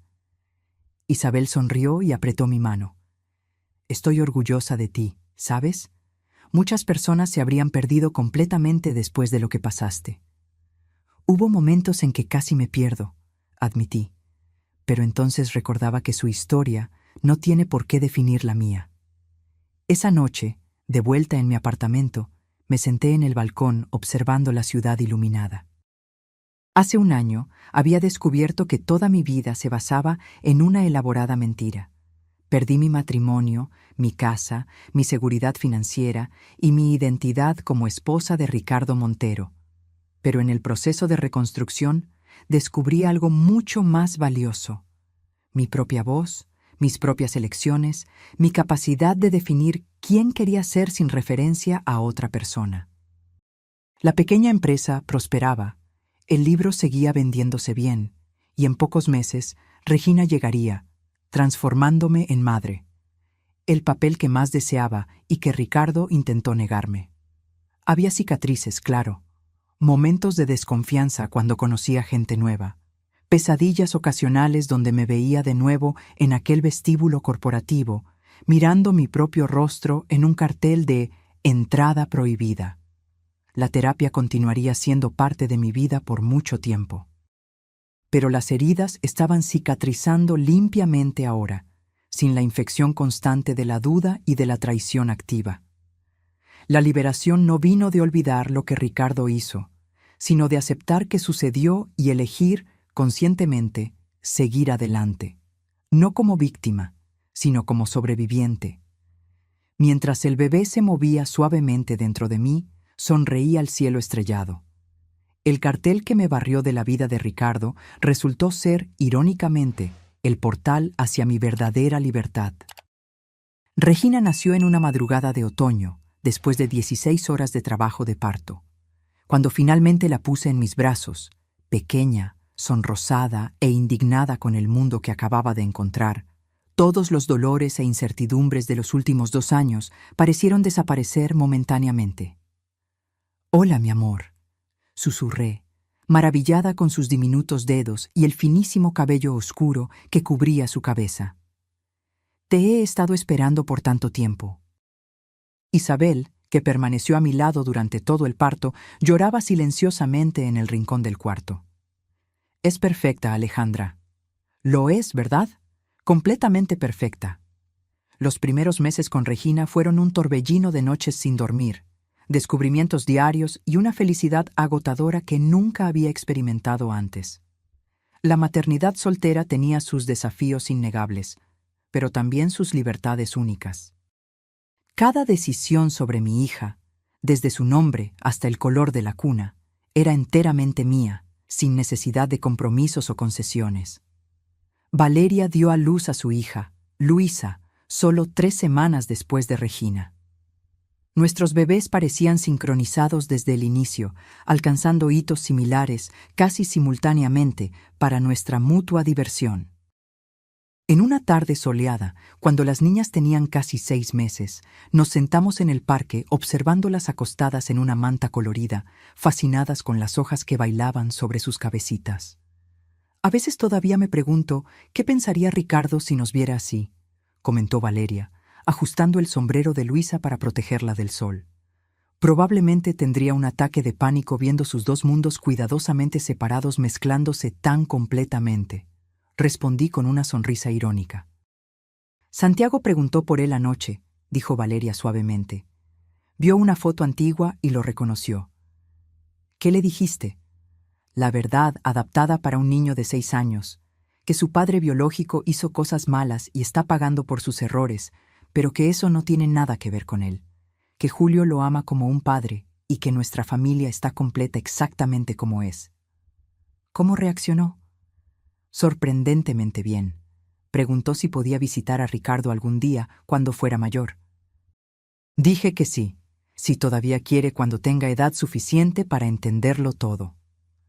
Observé a Santiago jugando en el tobogán cercano, su risa resonando en el parque. Era un niño feliz, adaptable y claramente amado. La ausencia de Ricardo en su vida parecía más una bendición que una privación. ¿Y tú?, preguntó Valeria. ¿Ya pensaste en cómo le vas a explicar a Regina cuando sea mayor? La pregunta me perseguía desde que descubrí el embarazo. ¿Cómo explicarle a una niña que fue concebida a través de un donante anónimo, porque su madre había sido tan profundamente traicionada que no podía confiar en ningún hombre lo suficiente como para compartir ese viaje? También le contaré la verdad, de forma adecuada a su edad, respondí, que fue muy deseada y planeada, que elegí traerla al mundo sola porque quería darle todo mi amor a ella, sin complicaciones, que su camino para existir fue diferente, pero igualmente válido. Regina se rió a carcajadas en ese momento, como si aprobara mi respuesta, sus pequeños puños agitándose con entusiasmo hacia una mariposa que pasó volando. La vida encontró su ritmo, diferente a todo lo que yo había planeado, pero sorprendentemente satisfactoria. La consultoría crecía constantemente, permitiéndome trabajar principalmente desde casa, organizando mis horarios en torno a las necesidades de Regina. El libro continuaba vendiéndose bien, y ocasionalmente era invitada a dar conferencias sobre resiliencia y nuevos comienzos, algo que nunca imaginé hacer. En una mañana de primavera, cuando Regina estaba a punto de cumplir 1 año, recibí una llamada del licenciado Ramos. «Buenos días, Alejandra. Espero no estar llamando muy temprano». «De ninguna manera. Regina y yo somos madrugadoras». «Tengo noticias importantes sobre Ricardo», dijo él, su tono indicando que el asunto era delicado. «Está solicitando libertad condicional anticipada por buen comportamiento y cooperación con otras investigaciones». Sentí una ola de aprensión. ¿Después de solo 2 años? ¿Es posible? Improbable, pero no imposible. Aparentemente, proporcionó información valiosa sobre esquemas financieros mayores en los que estaba marginalmente involucrado. El Ministerio Público está recomendando reducción de pena. ¿Qué significa eso para mí? Legalmente, nada ha cambiado. La orden de restricción permanece válida y sus derechos están protegidos. Pero pensé que deberías saberlo, en caso de que sea liberado en los próximos meses. Agradecí por la información y colgué, mirando a Regina, que jugaba alegremente en su corralito. La idea de Ricardo libre, posiblemente en la misma ciudad, me perturbó más de lo que me gustaría admitir. Esa noche, después de acostar a Regina, me senté en el balcón con una copa de vino, contemplando este nuevo giro. La posibilidad de encontrarme con Ricardo casualmente en la calle o en algún restaurante me dejaba ansiosa. No por miedo físico, yo no creía que fuera violento, sino por el impacto emocional. Tomé mi teléfono y llamé a Carolina, mi terapeuta. Creo que necesito una sesión extra esta semana, dije cuando ella atendió. Ricardo puede obtener libertad condicional pronto. ¿Cómo te sientes al respecto?, preguntó ella, directa como siempre. Confusa. Creí que lo había superado, que ya no tenía poder sobre mí, pero la simple mención de su posible liberación me dejó ansiosa. Tener una reacción emocional no significa que no lo superaste, Alejandra. Solo significa que eres humana. Lo importante es cómo eliges lidiar con esa reacción. En los días siguientes, busqué evaluar cuidadosamente mis sentimientos sobre la posible liberación de Ricardo. En una sesión prolongada con Carolina, exploré mis miedos y preocupaciones. Lo que realmente me asusta, confesé, no es tanto encontrarlo, sino cómo reaccionaría yo. ¿Y si me doy cuenta de que todavía hay vestigios de sentimientos? ¿Y si todo el progreso que hice es solo superficial? Alejandra, tener sentimientos complejos no invalida tu progreso. Carolina respondió. Pasaste 15 años amando a un hombre que, a pesar de todo, ocupó un espacio importante en tu vida. La cicatrización emocional rara vez es lineal o completa. Pero no quiero que él tenga ningún poder sobre mí, ni siquiera el poder de dejarme ansiosa. Carolina sonrió gentilmente. Desafortunadamente, no podemos controlar nuestras reacciones emocionales iniciales. Solo podemos elegir conscientemente cómo respondemos a ellas. Tener miedo no significa debilidad. Significa que estás siendo honesta contigo misma sobre tus vulnerabilidades. Sus palabras me reconfortaron, pero la ansiedad persistía. Decidí que necesitaba prepararme emocionalmente para la posibilidad de un encuentro, en lugar de temer indefinidamente. 3 meses después, recibí la noticia. La solicitud de Ricardo había sido parcialmente concedida. Sería transferido a arresto domiciliario bajo monitoreo electrónico después de cumplir 6 meses más de reclusión. Cuando lo supe, llamé a Valeria. ¿Escuchaste?, pregunté cuando atendió. Sí, su abogado se puso en contacto por Santiago. Su voz sonaba controlada, pero tensa. Aparentemente, Ricardo planea solicitar visitas supervisadas tan pronto como esté en arresto domiciliario. ¿Cómo te sientes al respecto? Hubo una larga pausa. En conflicto. Jurídicamente, no puedo negarle el derecho de ver a su hijo, a menos que pruebe que sería perjudicial para Santiago. Por otro lado, no confiamos en él ni para cruzar la calle, completé, arrancándole una risa corta. Exacto. Julio es el padre que Santiago conoce y ama ahora. Me preocupa la confusión que esto pueda causar. ¿Vas a hablar con Santiago sobre ello? Tendré que hacerlo. Preferimos ser honestos con él, dentro de lo apropiado para su edad. Suspiró. ¿Y tú? ¿Te preocupa que Ricardo vuelva a circular? Lo estoy, admití. No es que crea que intentaría algo, pero la simple idea de encontrarlo me deja incómoda. Comprensible, pero recuerda, ya no eres la mujer que él conoció. Eres más fuerte ahora. Sus palabras resonaron conmigo mientras colgaba. Era verdad. Yo ya no era la Alejandra ingenua y confiada que creía ciegamente en su esposo. Me había reconstruido, ladrillo a ladrillo, en una mujer que confiaba principalmente en sí misma. El primer cumpleaños de Regina llegó en medio de estas preocupaciones, trayendo una alegría que alejó temporalmente las sombras. Organicé una pequeña fiesta en el jardín del condominio, con Isabel, Valeria y su familia, y algunos amigos cercanos. Ver a mi hija riendo e intentando dar sus primeros pasos inseguros, el rostro embadurnado de pastel, fue el mejor antídoto para la ansiedad. Para alguien que temía la maternidad soltera, te está yendo increíblemente bien, comentó Isabel mientras observábamos a Regina jugando con Luisa y Santiago. ¿Quién lo diría, verdad? Quizás necesitaba hacer esto sola, sin compromisos, sin intentar agradar a nadie más que a ella. Siempre fuiste más fuerte de lo que creías, mi hermana dijo, abrazándome por los hombros. Ricardo solo lo opacaba. En ese momento, mirando a mi pequeña familia improvisada, mi hija, mi hermana, amigos que se volvieron tan cercanos como parientes, sentí una ola de gratitud inesperada. La traición de Ricardo había destruido la vida que yo pensaba querer, solo para abrir espacio a la vida que realmente necesitaba. 6 meses pasaron rápidamente. Regina crecía todos los días, desarrollando una personalidad fuerte y curiosa. Mi empresa se expandió, contraté una asistente y comencé a aceptar proyectos mayores. La vida seguía adelante, la sombra de Ricardo disminuyendo gradualmente. Entonces, en una tarde común de martes, sucedió. Estaba en el supermercado con Regina en el carrito, distraída escogiendo frutas, cuando oí una voz familiar. ¿Alejandra? Me giré lentamente, mi corazón acelerándose. Ricardo estaba parado a pocos metros, sosteniendo una cesta de compras. Parecía más delgado, cabellos ligeramente canosos en las sienes. Llevaba un grillete electrónico mal escondido bajo el pantalón.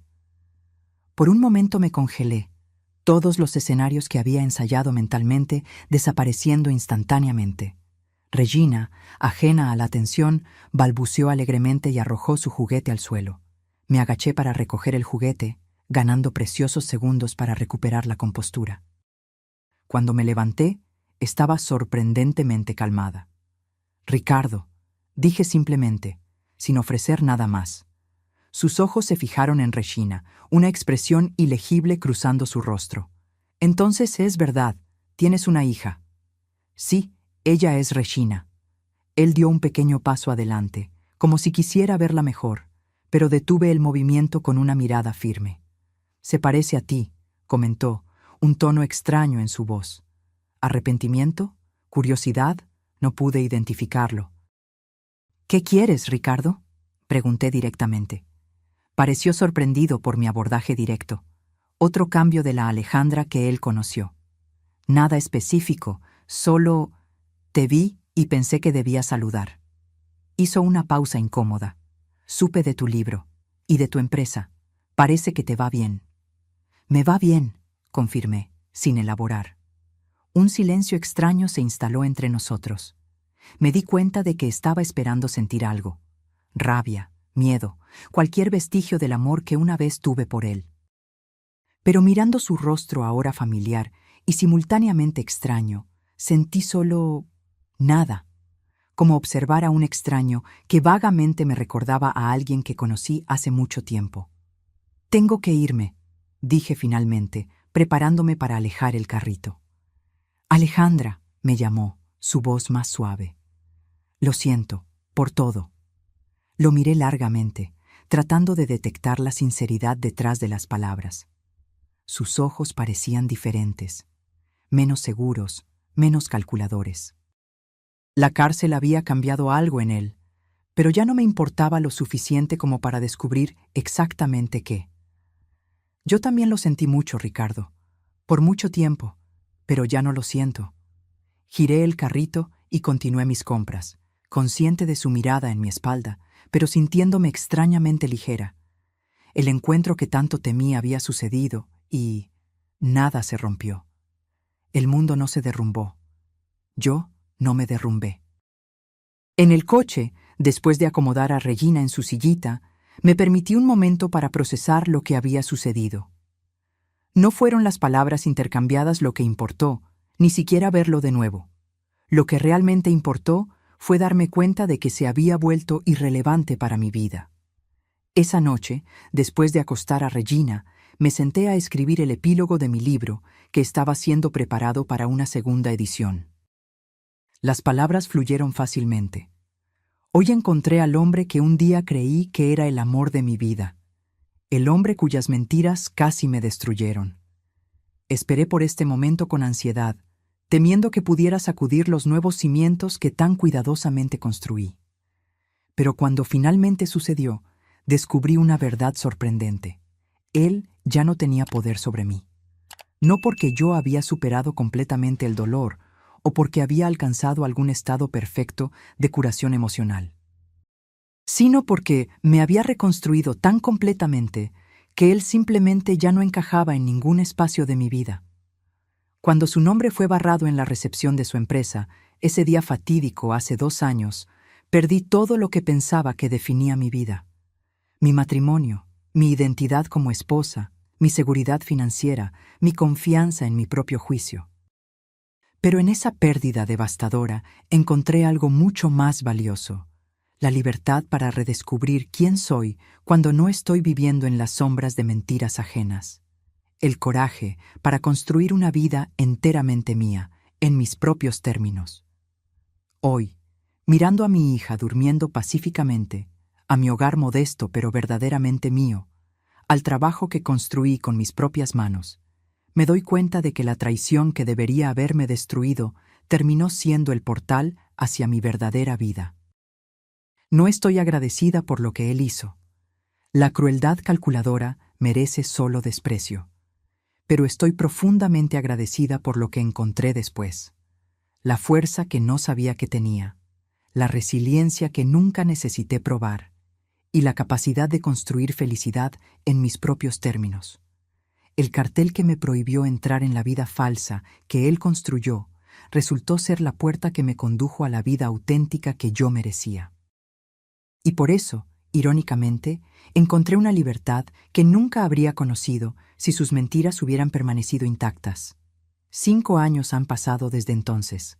Regina ahora es una niña vívida y curiosa de 6 años, comenzando a hacer preguntas sobre por qué no tiene un papá como algunas de sus amigas. Respondo con verdades simples, apropiadas a su edad, prometiéndome a mí misma que nunca construiré nuestra vida sobre mentiras, no importa cuán confortables puedan parecer. Mi empresa creció más allá de las expectativas iniciales, y recientemente compré un apartamento más grande con un pequeño jardín donde Regina puede jugar. Estoy saliendo desde hace casi 1 año, un profesor de historia que conocí en una feria literaria donde presenté mi segundo libro. Pablo es amable, paciente y honesto, cualidades que ahora valoro mucho más que el encanto o la ambición. Valeria y Julio ahora tienen 3 hijos, incluyendo un niño adoptado recientemente. Santiago, ahora de 11 años, ocasionalmente visita a Ricardo bajo supervisión, pero las visitas son cada vez más raras conforme sus intereses se dirigen a la música, los deportes y los amigos. La vida que Valeria construyó con Julio resultó ser más real y satisfactoria que cualquier fantasía que Ricardo vendió. En cuanto a Ricardo, oigo noticias ocasionales. Completó su sentencia en arresto domiciliario y ahora trabaja como consultor para una pequeña empresa, una caída significativa del imperio que una vez comandó. Supe que se casó de nuevo recientemente. Espero, por el bien de ella, que haya aprendido alguna lección sobre honestidad. Pero esas noticias son solo curiosidades pasajeras en una vida que sigue completamente independiente de la suya.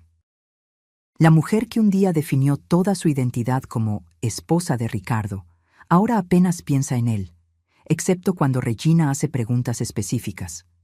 La semana pasada, mientras ordenaba algunos documentos antiguos, encontré el anillo de bodas que había guardado hacía tanto tiempo.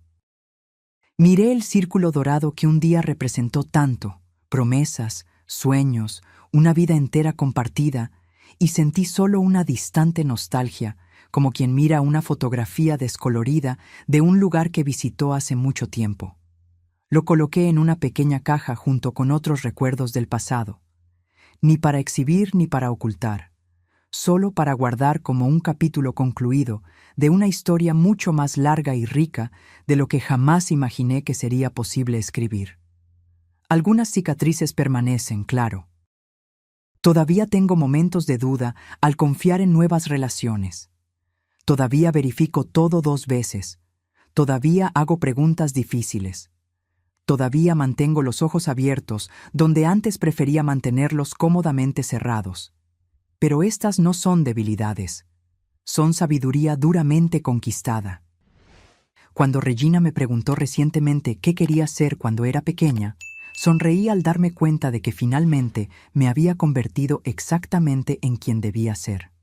No el personaje secundario en la historia de otra persona, sino la protagonista de mi propia jornada. No definida por traiciones sufridas, sino por la fuerza encontrada para superarlas. El cartel que vi ese día, con mi rostro y las palabras "entrada prohibida", debería haber sido el final de mi historia. En cambio, fue solo el comienzo. Ahora, si te gustó esta historia, haz clic en suscribirte y dime en los comentarios qué parte te dejó con la boca abierta. Y no olvides hacerte miembro para tener acceso a videos exclusivos que no publico aquí. Te espero allí.